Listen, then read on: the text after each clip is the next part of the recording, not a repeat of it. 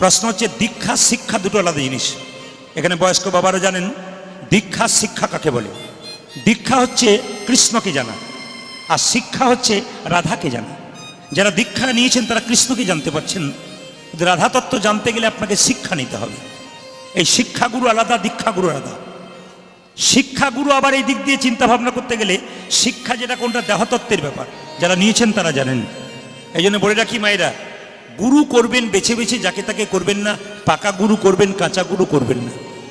রামকৃষ্ণদেব বলেছিলেন, গুরু যদি করবে বাবা তবে পাকা গুরু করো, কাঁচা গুরু করো না। অনেকে প্রশ্ন করে, প্রদীপবাবু পাকা গুরুকে কাঁচা গুরুকে বুঝবো কি করে? কাঁচা গুরু তারা মন্ত্র দেওয়ার আগে চুক্তি করে, যারা এই চাই সেই চাই ওই চাই। যিনি পাকা গুরু হবেন তিনি কোনদিন চুক্তি করবেন না মা। যিনি গুরু মন্ত্র দেবেন তিনি চুক্তি করবেন না, তোমাকে এই লাগবে সেই লাগবে ওই লাগবে, কিচ্ছু চুক্তি লাগবে না, করবে না। আর যিনি কাঁচা গুরু তিনি কি করবেন? চুক্তি করবেন। যিনি পাকা গুরু তিনি মন্ত্র দেওয়ার পর জিজ্ঞেস করা হবে, বাবা দক্ষিণা কি দেবো? তিনি বলবেন, দক্ষিণা কি দেবে? তোর ভক্তিটুকু আমার চরণ তলে দে। গুরু এরকম হওয়া উচিত, সংসার সমুদ্রে বারবার আমরা আঘাত পাচ্ছি, দুঃখ যন্ত্রণায় বারবার লিপ্ত হচ্ছি। সংসার মানে দুঃখালয়, এটা সুখালয় নয়। আপনারা ভাবছেন এটা সুখালয়, সুখের জন্য এখানে আসেনি, সব তো দুঃখের জন্য এসেছি। প্রতি পদে পদে দুঃখ, একটু সুখ পাচ্ছেন তো বেশিরভাগ দুঃখ পাচ্ছেন আপনারা। এই দুঃখালয়ে থেকে আমাদের দুঃখ থেকে উদ্ধার করতে গেলে দুজনকে দরকার, একটা হচ্ছে গুরু, একটি গোবিন্দ।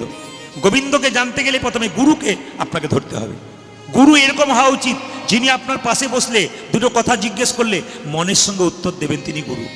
মায়েরা, আপনাদের মনে কোনো দুঃখ যন্ত্রণা থাকলে আপনি 5 জনের কাছে বলবেন না, পাড়ার 5 জনকে বললে দুঃখ যন্ত্রণা আরো ছড়িয়ে দেবে।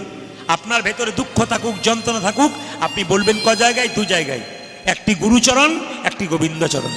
গুরুর কাছে মনের কথা খুলে বলবেন, তিনি বাবার মতো, তিনি আপনার সব সমস্যার সমাধান করবেন, কাউকে বলবেন না। আর গোবিন্দ হলেন ভগবানের মত, তিনি ভগবান, তার চরণের সামনে 2 ফোঁটা চোখের জলে একবার ভগবানকে ডাকবেন, দেখবেন তিনি কৃপা করবেন। কাঁদতে যদি হয় তবে সংসারের জন্যে কেঁদো না, কাঁদবে যদি তবে ভগবানের জন্যে কাঁদো। ভগবানের জন্যে কাঁদো। সংসারের জন্যে যত কাঁদবে তত জ্বালা বাড়বে, তত জ্বালা বাড়বে। সংসারে ছেলের জন্যে কাঁদবে, মেয়ের জন্যে কাঁদবে, শেষে ছেলে মেয়ে প্রশ্ন করবে, তুমি আমার জন্যে কি করেছো? কি করেছো? তখন আপনি যন্ত্রণায় ব্যথায় যন্ত্রণায় কাঁদবেন, জ্বালা বাড়বে, যন্ত্রণা বাড়বে, যন্ত্রণায় ব্যথা বাড়বে, জ্বালা বাড়বে। যখন সংসারের জন্য কাঁদবে শুধু জ্বালা বাড়বে, আর ভগবানের জন্য কাঁদলে কি হবে? জ্বালা কমবে। সংসারের জন্য যখন কাঁদবে চোখ থেকে জল পড়বে, সেই জলে চোখের কোণ দিয়ে পড়বে, সেই জল স্পর্শ করলে গরম লাগবে, সে জল মুখের মধ্যে প্রবেশ করলে নোনা নোনা ভাব লাগবে।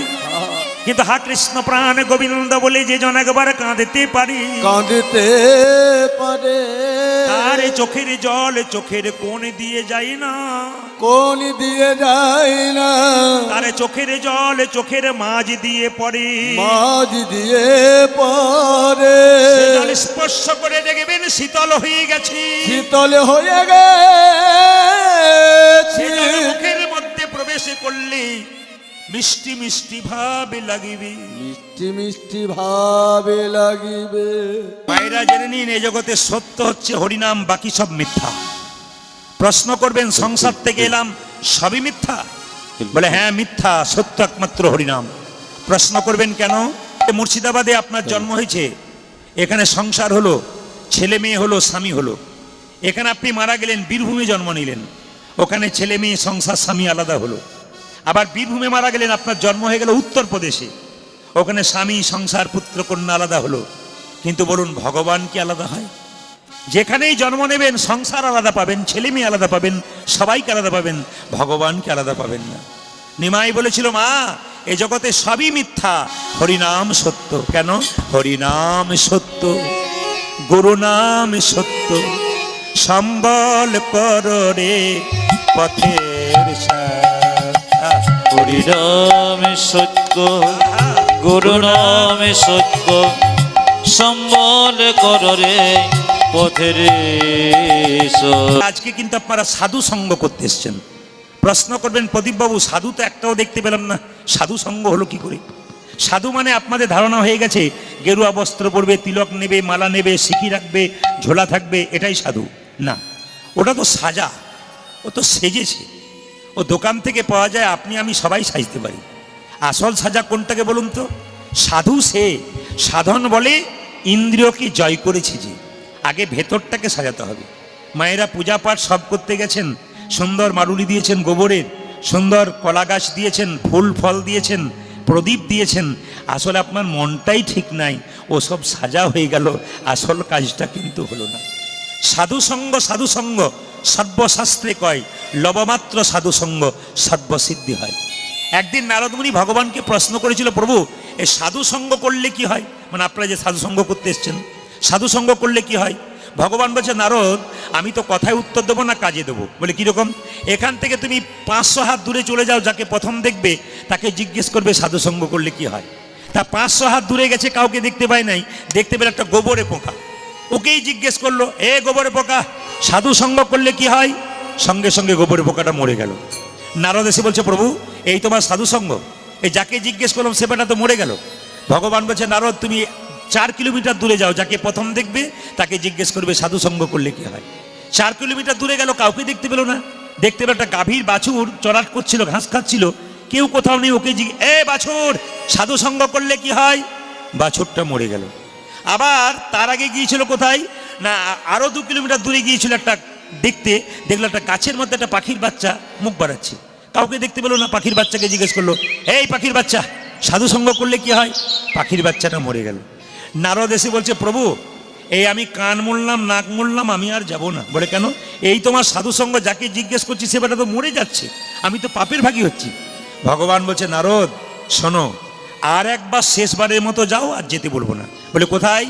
এখান থেকে 10 কিলোমিটার দূরে একটা জঙ্গল আছে, ওই জঙ্গলে একটা রাজবাড়ি আছে, রাজার 15 বছর পর একটা ছেলে হয়েছে, তাকে জিজ্ঞেস করো সাধুসঙ্গ করলে কি হয়। তখন নারদ মুনি বলছে, তুমি আমাকে খুব বোকা পেয়ে গেছো। বাচ্চাটা, গাভীর বাচ্চাটার মা ছিল না, সিংটা পেটে ঢুকিয়ে দিত, ছেলে মরে গেলে মা ছাড়বে? আচ্ছা পাখির বাচ্চাটার মা ছিল না, মাথা ঠুকরে দিত। এখন যদি রাজার 15 বছর পরে সাধের বাচ্চা হয়েছে, তাকে যদি জিজ্ঞেস করি সাধুসঙ্গ করলে কি হয়, আর সে বেটা যদি মরে যায়, তাহলে আমি আর ফিরে আসবো? ভগবান বলছে, নারদ রাখে হরিত, জোরে বলুন, মারে কে? আর মারে হরিত রাখে কে? রাখে তো এলআইসি নাকি? এলআইসি রাখে না? মা এলআইসিতে বলে না জীবন কা সাধবি আর জীবন কা বাঁধবি। না না, রাখে হরিত মারে কে, আর মারে হরিত রাখে কে? নারদ বলছে, তোমার কথাই বিশ্বাস নাই, তবে তুমি যখন বলছো একবার যাই, যা হবে হবে।